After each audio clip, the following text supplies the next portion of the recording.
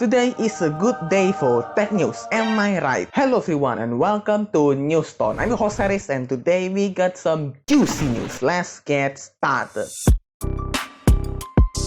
Oh yeah, the brand new iQOO Z5 just got announced with the fast Snapdragon 778G and 120Hz display. Wow, this is a budget phone? iQOO just held a launch event in China recently where we finally got to see the new iQOO Z5. For the screen, it brings a larger 6.67-inch Full HD plus IPS LCD display with the insane 120Hz refresh rate and now sports a hole punch carrot for the 16-megapixel selfie camera. Not only that, there's also a new chip inside being the Snapdragon 778G paired with 8 or 12 gigs of RAM and 128 or 256 gigs of storage. Wow! For the back, it still got the same triple camera setup with the main 64-megapixel sensor, 8-megapixel ultra-wide and 2-megapixel macro. The battery is also bigger at 5000 mAh, but sadly it only supports 44 watt instead of 55. But hey, it comes with under 11 stereo speakers and a headphone jack with a side-mounted fingerprint scanner. Other than that, it comes in 3 colors and the base model will start at $300 while the top variant will be $350.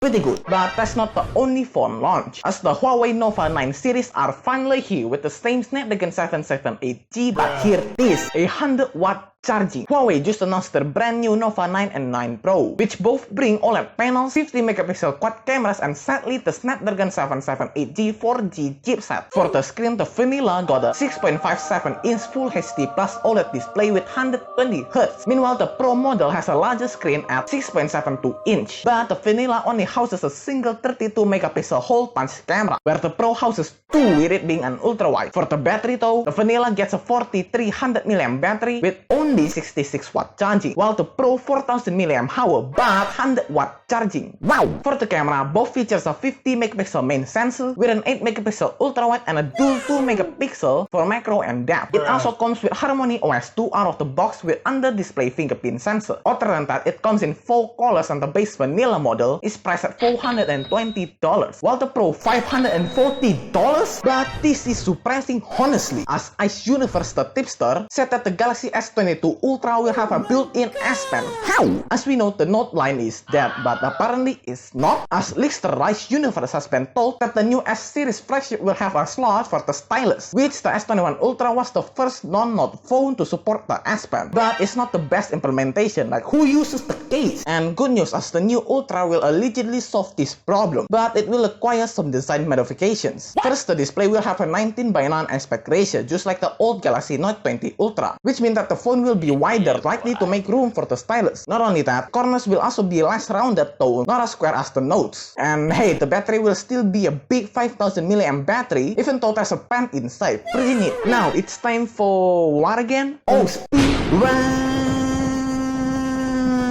Bad news, the iPhone 13 Pro shipments delayed to late October and the iPad mini is delayed even more. Oof. As we know, Apple just launched their latest smartphones and tablet last week, and now deliveries for some variant of the iPhone 13 are slipping into the late October. So if you bought the iPhone 13 Pro, you'll have to wait a bit longer, with October 22nd being the earliest date. And if you got the iPad mini, I'm sorry, as it will ship as late as November 5. But don't worry, this is not delayed, as Easy Anti-Cheat now supports the Steam Deck, which means Apex Legends, Dead by Daylight, and Halo multiplayer should all work at launch. Valve, as we know, made it clear that every game on Steam should be playable at launch. And one of the major issues have been the anti-cheat. But hey, it's now partially solved, as Epic, which owns Easy Anti-Cheat, announced that it now supports Linux and Mac OS. Yay, I can finally play Fall Guys on the Steam Deck. And while you're gaming, check this out, as Razer just launched the new Kaira X gaming headset. Razer recently launched the Kaira X, a more affordable gaming headset in the company's lineup for consoles. This Kaira X is going to be priced at $60,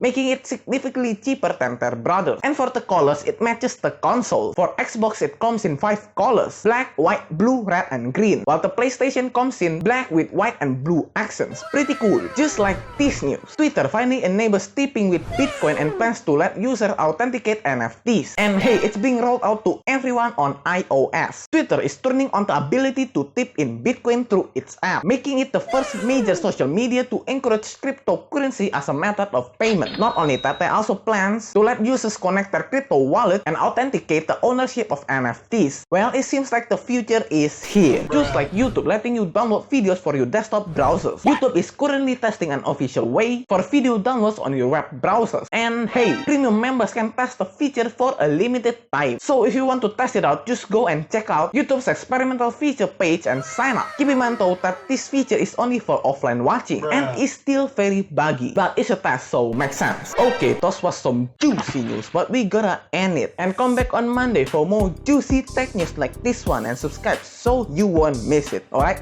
see ya.